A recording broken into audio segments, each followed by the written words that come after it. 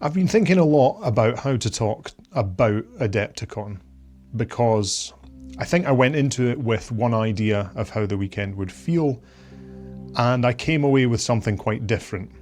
And it wasn't just the classic conference cold, which you can hear. While I talk about this, I'm just going to roll some footage of entries I took, no specific order.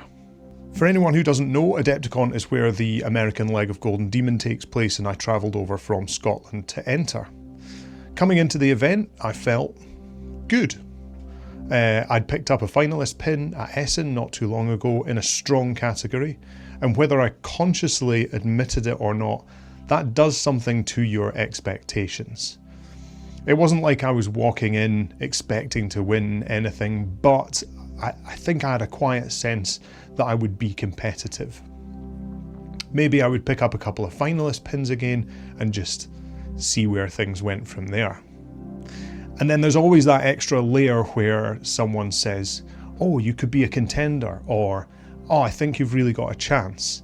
And even if it's only said once or twice, it definitely lingers a bit. Not in a loud way, but just enough to shape how you see your own work over the weekend. The way the results are revealed at Adepticon is at times a little drawn out, certainly for the pins. Each category gets taken away for judging one by one and then brought back out into the cabinets tray by tray. The models come back with their pins attached, usually in order, so you can kind of work out what's what as they go back in. It's a strange atmosphere actually, a mix of excitement, nerves, generally people pretending to be a lot calmer than they actually are. And as the day went on, I started to get a clearer picture of where I stood. Most pieces that I put in, of the 6, got notable pins, 1 got a commended, and 1 didn't place at all. And I think what really stood out to me wasn't the results themselves, but the gap between where I thought I was and where I might actually be right now. Because objectively getting any kind of pin at an event like this is huge, right? The level is incredibly high. You're surrounded by some of the best painters in the world. But at the same time, it did feel like a bit of a recalibration moment. It made me look more closely at my own work. My style can be quite rough, quite textural, not especially smooth or polished, and I think I've probably leaned into that as a strength. But this weekend made me wonder whether there are areas I've maybe been a bit too comfortable in, and without feedback from the judges, you're left to interpret that for yourself. Is it a stylistic thing? Is it a technical ability thing? Is it a composition thing? Probably a bit of everything. At the same time, a lot of my friends did incredibly well, and I'm super proud of them. Finalist pins, demon trophies, and actually seeing that up close and being there is really motivating, because it doesn't feel out of reach, but it does make it very clear the level you need to reach. Sunday felt completely different. I came back into the event space, and instead of focusing on the results, I just spent time talking to people. Friends that I already knew, people I'd only spoken to online, and a lot of new faces as well. And that side of the event is honestly one of the best parts. The award ceremony itself was great, it was really well put together, lots of energy, and screaming your lungs out for friends who have done well is a genuinely great feeling. There was even a slightly chaotic moment where the Slayer Sword winner got revealed too early, but if anything it just added to the chaos and the excitement. But the highlight for me came after that. Once everything is wrapped up, everyone collected their pieces and they brought them out into an area of the venue that had seating and tables. And suddenly all the barriers disappeared. No cabinets, no glass, no queues. You could actually see everything properly on the table or in hand. You could talk to people about their work. You could ask questions, you could hear how things were done. I even managed to get some feedback on my own pieces, not just from peers, but from Slayer Sword winners, which was probably one of the most valuable parts of the whole weekend. Because that's the thing you don't really get from the competition itself. The results tell you where you are, but they don't really tell you why. And those conversations that we had started to fill that gap. One thing I've been thinking about since coming away from the cabinets, and especially after chatting to people about the work, is what this actually means if you're thinking about entering something like this. Because it's very easy to get caught up in everything around the model, big bases, storytelling, atmosphere, and those things do matter. But I think what became really clear this weekend is that at its core, this is a miniature painting competition. The base can support the piece, the story can enhance it or provide context, but unless you're in something like diorama or duel, the story is not the thing that's going to carry you, and even then the pieces can't ride on narrative alone. What really stands out is the painting itself, and more specifically how clearly everything reads. Separation between elements, clear transitions, edges that are intentional. I had a really good conversation with Daniel Jolene about this, and we ended up talking about things like dark lining, pushing value contrast, and generally keeping things tight and controlled. Because when you're looking at these pieces in person, any small lack of clarity starts to show up very quickly. And I think that's probably where I've got the most to work on. Not necessarily doing more, but doing what's already there more cleanly, more deliberately, and just pushed a little bit further. It's less about adding complexity and more about removing ambiguity. Making sure every part of the model reads exactly how you intend to, and doing that consistently across the whole piece, not necessarily just the focal point, but everything. So I don't think I've come away from this feeling disappointed exactly. It's more that I feel clearer about what I need to work on, clearer about where I can push things further.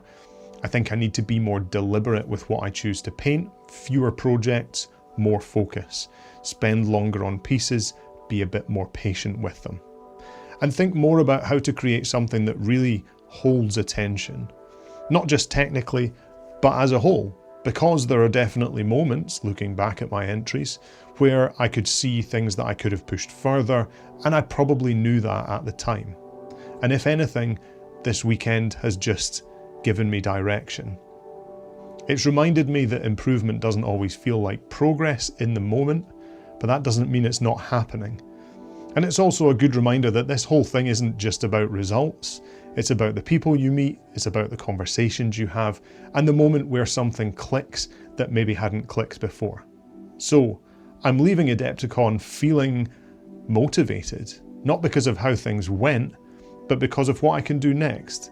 And I think that's probably the best outcome that you can ask for.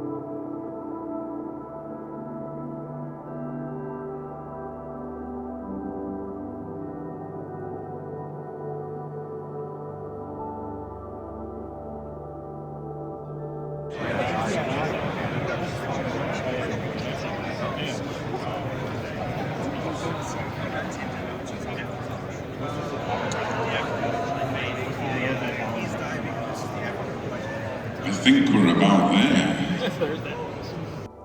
If you've entered a competition like this, or you're thinking about it, I would be really interested to hear your experience, so feel free to drop a comment below. And if you enjoyed this kind of slightly more reflective video, then a like and a subscribe really does help the channel out. There's also a Discord if you fancy chatting properly about painting, and I have a coffee if you would like to support what I do, but there's no pressure at all. Thank you for watching.